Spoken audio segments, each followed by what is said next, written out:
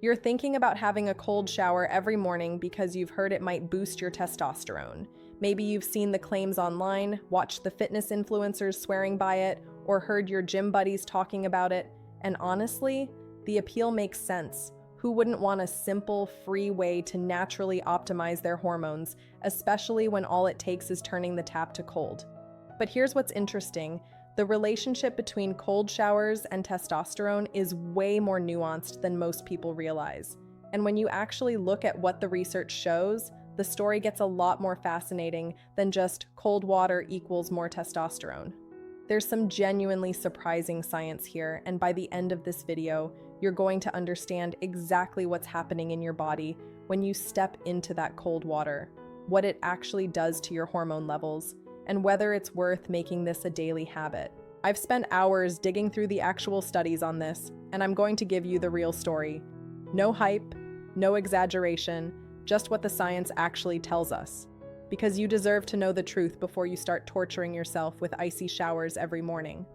Let's start with what actually happens to your body when you expose yourself to cold water. The moment that cold water hits your skin, your body goes into what's called a stress response. Now, before you think stress is bad, hold on. This is actually a specific type of stress called hormetic stress, which is fundamentally different from chronic stress that wears you down. When cold water shocks your system, your sympathetic nervous system kicks into high gear. Your heart rate increases, your breathing quickens, and your body starts releasing a cascade of hormones and neurotransmitters. One of the most significant is norepinephrine, sometimes called noradrenaline. Studies have shown that cold water immersion can increase norepinephrine levels by up to 530%. That's massive. This surge is partly why people report feeling so alert and energized after a cold shower. It's like your body's natural version of a strong coffee, but the effect comes from within. Your body also releases endorphins, those feel-good chemicals that can create a natural high. This is one reason why regular cold exposure has been associated with improved mood and even reduced symptoms of depression in some studies. There's also an increase in dopamine, which can last for hours after the cold exposure ends. So right off the bat, we're seeing some real measurable physiological changes happening. Now let's talk about testosterone specifically, because that's what you're really here for. The research on cold exposure and testosterone is actually pretty interesting, but it doesn't always point in the direction you might expect. There was a study from the 1990s that looked at men who were regularly exposed to cold water.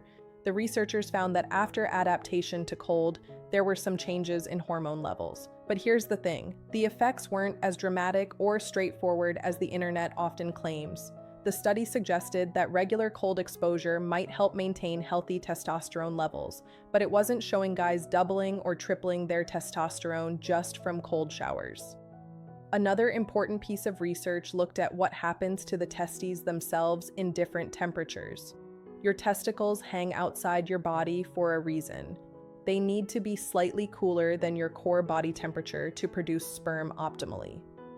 The ideal temperature is about 94 degrees Fahrenheit, roughly 4 degrees cooler than your normal body temperature of 98.6.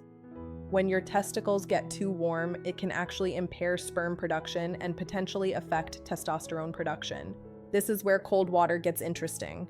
By cooling down the testicular region, you're potentially creating a more optimal environment for testosterone production.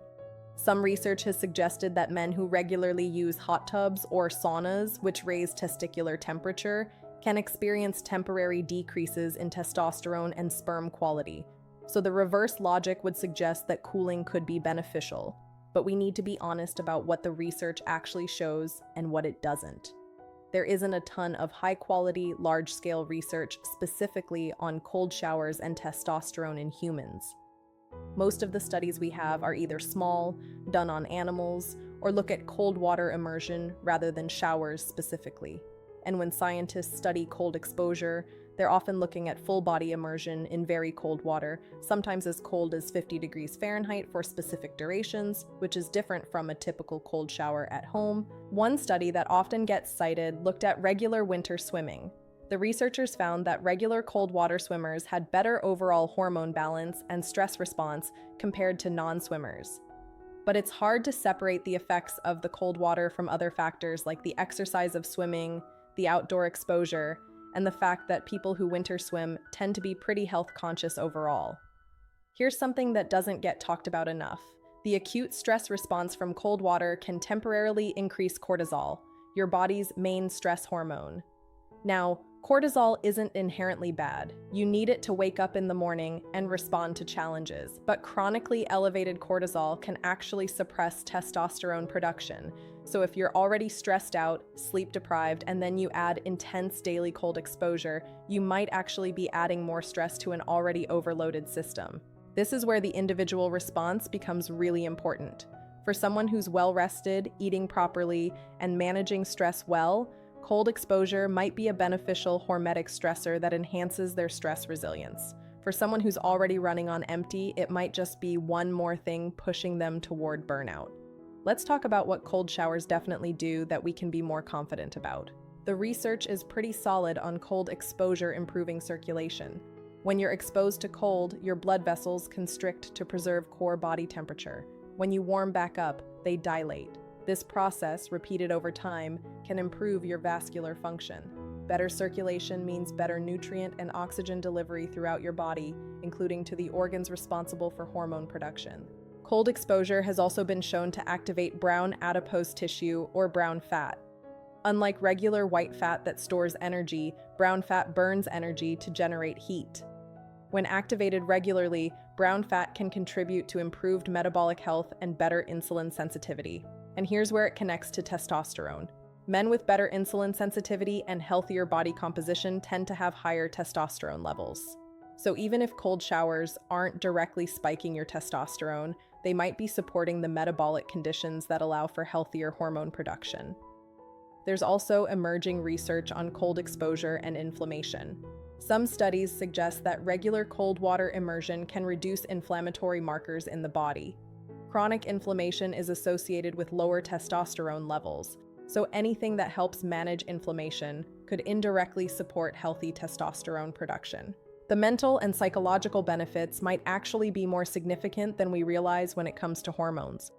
When you voluntarily expose yourself to discomfort like a cold shower, you're training your nervous system to handle stress better. This improved stress resilience can translate to lower chronic cortisol levels throughout the day. And remember, cortisol and testosterone have an inverse relationship. When one is chronically elevated, the other tends to be suppressed. There's also something to be said for the confidence and sense of accomplishment that comes from doing hard things. Starting your day by doing something challenging can set a positive tone that affects your behavior, choices, and mental state throughout the day. While this isn't directly hormonal, your mental state and confidence absolutely influence your hormonal environment. So what about the temperature and duration? If you're going to try cold showers, what actually works? Most research on cold water therapy uses water temperatures between 50 and 59 degrees Fahrenheit. That's genuinely cold, colder than most people's cold shower setting. The duration in studies varies, but common protocols use anywhere from 30 seconds to 3 minutes of cold exposure. Here's a practical approach that's backed by the research on building cold tolerance. You don't have to jump straight into a fully cold shower. Start with your normal warm shower, and then, in the last 30 seconds to a minute, turn it to cold. Focus on controlling your breathing. The gasping response when cold water hits you is natural, but learning to breathe slowly and deliberately through it is part of building resilience. As you adapt, you can gradually increase the duration of cold exposure. Some people work up to entire cold showers, while others prefer ending their warm shower with cold. Both approaches can provide benefits. The key is consistency and finding what you can actually maintain long-term. Let's address some of the other claims you might have heard about cold showers and testosterone. One popular idea is that cold showers in the morning are better than at night. While there isn't specific research comparing morning versus evening cold exposure for testosterone, we do know that testosterone naturally peaks in the early morning hours. The stimulating effect of cold water, with its release of norepinephrine and dopamine, probably makes more sense in the morning anyway, since it can interfere with sleep if done too close to bedtime. You might have also heard that you should specifically direct cold water at your testicles. While keeping the testicular region at an optimal temperature is beneficial for testosterone and sperm production, you don't need to do anything elaborate. A general cold shower will cool that area along with the rest of your body. Just standing in cold water is sufficient. There's also the question of whether cold exposure is better than heat avoidance. In other words, is it more important to take cold showers or to avoid things that overheat your testicles? The research on heat and testosterone is actually stronger than the research on cold. We know that regular hot tub use, sitting for long periods, wearing tight underwear, and keeping laptops on your lap can all raise testicular temperature and potentially impact testosterone and sperm production. So, if you're trying to optimize your testosterone through temperature, your first priority should probably be avoiding excessive heat exposure. That means not taking extremely hot baths regularly, being mindful of sitting for extended periods, choosing breathable underwear, and keeping heat-generating devices away from your groin. Then, adding cold exposure on top of that heat avoidance might provide additional benefits. Now, let's put this in perspective with other lifestyle factors that affect testosterone, because honestly, cold showers are just one small piece of a much bigger puzzle. Your testosterone levels are influenced by sleep quality, body composition, stress levels, nutrition, exercise, and various other factors. If you're sleeping 5 hours a night, eating poorly, never exercising, and chronically stressed, cold showers aren't going to magically fix your testosterone levels. Research consistently shows that getting 7 to 9 hours of quality sleep is one of the most important factors for healthy testosterone production. One study found that men who slept only 5 hours per night for a week had testosterone levels 10 to 15% lower than when they slept normally. That's a much bigger impact than any plausible benefit from cold showers. Resistance training, especially compound movements like squats and deadlifts, has strong evidence for supporting healthy testosterone levels. Maintaining a healthy body weight is crucial too. Fat tissue contains an enzyme called aromatase that converts testosterone to estrogen. Men with higher body fat percentages tend to have lower testosterone and higher estrogen. Losing excess body fat can significantly improve testosterone levels in men who are overweight. Nutrition plays a massive role. Adequate protein, healthy fats, especially cholesterol, which is the building block of all steroid hormones, including testosterone, sufficient calories, and key micronutrients like zinc, magnesium, and vitamin D are all important for testosterone production. If your diet is deficient in any of these, no amount of cold showers will compensate. Stress management might be the most underrated factor. Chronic stress keeps cortisol elevated, which suppresses testosterone production. Finding effective ways to manage stress, whether through meditation, time in nature, hobbies you enjoy, or social connection, can have profound effects on your hormonal health. So where does that leave us with cold showers? Here's my honest take based on the evidence. Cold showers are unlikely to dramatically spike your testosterone levels. If you're expecting a 50% increase or some kind of hormonal transformation just from cold water, you're going to be disappointed. The research doesn't support those kinds of dramatic claims. However, cold showers may support healthy testosterone levels in a few indirect ways. They might help optimize testicular temperature, improve circulation, reduce inflammation, enhance metabolic health, and build stress resilience. These factors can all contribute to a hormonal environment that's conducive to healthy testosterone production. The benefits of cold exposure go beyond just testosterone, though. The improvements in alertness, mood, circulation, metabolic health, and stress resilience are all valuable in their own right. Many people who regularly take cold showers report feeling more energized, mentally sharp, and resilient. Those subjective benefits, even if they're not directly tied to testosterone, can improve your quality of life and might even influence your behavior in ways that indirectly support hormone health. If you decide to try cold showers, approach it as one tool in your overall health toolkit, not as a magic bullet. Start gradually, be consistent, and pay attention to how you feel. If you feel more energized and resilient, great. If it makes you feel depleted or you dread it so much that it adds stress to your life, it might not be the right tool for you right now. And please don't sacrifice the basics for cold showers. If you had to choose between an extra hour of sleep or a cold shower, choose the sleep every single time. If you had to choose between a good workout or a cold shower, choose the workout. If you had to choose between a nutritious meal or a cold shower, you get the idea. The people who benefit most from cold showers tend to be those who already have the fundamentals dialed in. They're sleeping well, eating right, exercising regularly, and managing stress. For them, cold exposure becomes an additional optimization strategy that can provide incremental benefits. One more thing worth mentioning, there's tremendous individual variation in how people respond to cold exposure. Some people genuinely thrive on it and experience noticeable benefits. Others find it miserable and don't notice any positive effects. Some of this might be genetic, some might be related to your current health status, and some might just be personal preference. The best approach is to experiment and see how your body responds. If you're dealing with specific health conditions, especially cardiovascular issues, you should talk to your doctor before starting cold water therapy.